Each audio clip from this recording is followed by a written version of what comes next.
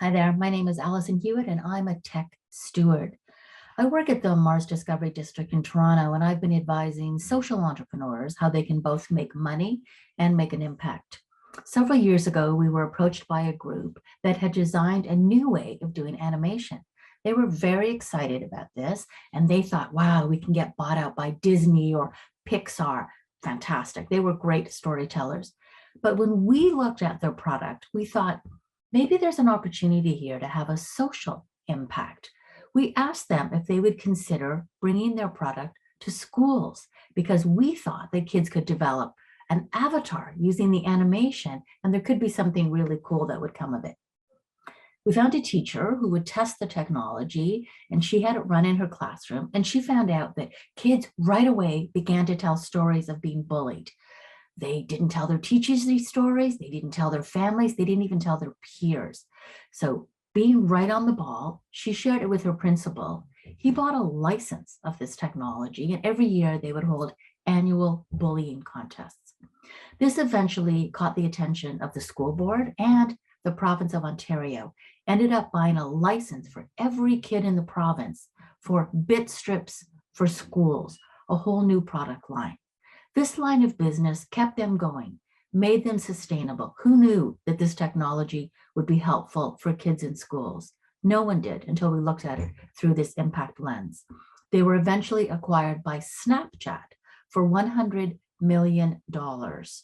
Isn't that something? Why? Because they were able to look at something in a new way. So I would encourage you, as you think about the products and services that you're working with. Are you the next Bitmoji? Do you have the opportunity to not only make money, but to have an impact, to focus not only on the immediate needs of your clients and what they're telling you, but to see bigger aspirational goals and opportunities? I hope you have a chance to think about that. Thank you.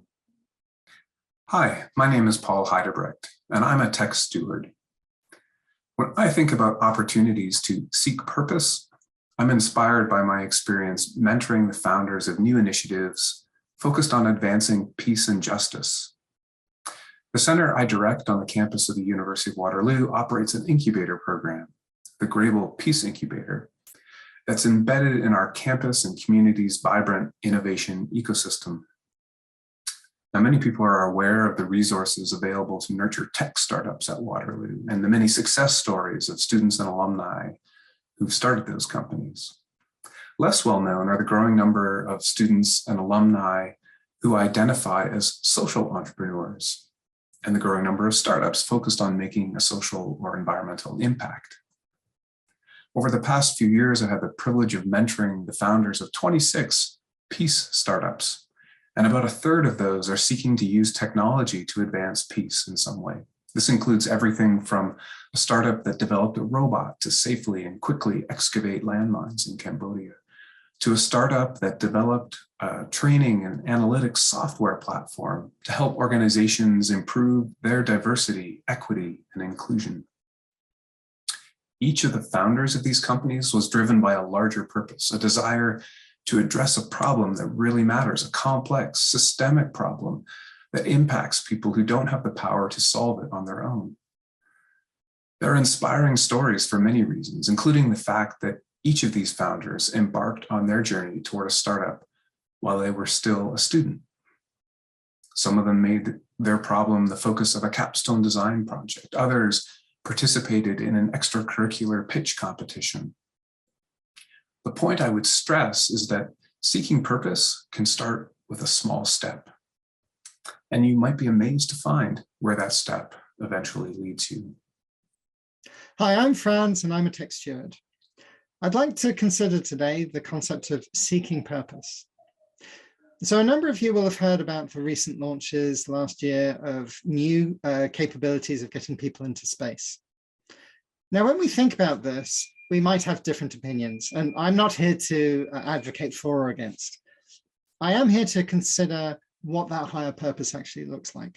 And so when we're thinking about why we're developing a certain capability, it's worth thinking in what ways does it actually help all people. So when I became a space engineer, I was really thinking about the fact that when we look at the Earth from space, we see the whole world. We see the fact that there are no country boundaries, that we are all one people on a small blue dot in this vast universe. And so for me, the purpose of engaging in space engineering is to help us understand ourselves, to help us understand this fragile world we live in, and to help us explore beyond.